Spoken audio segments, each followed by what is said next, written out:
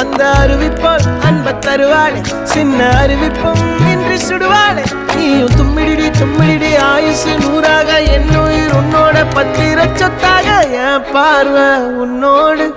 உன் பொம்மை கண்ணோடு பேசாமல் விண்ணோடு நாம் மிதந்து போவோம் காதாரா அடியானாலும்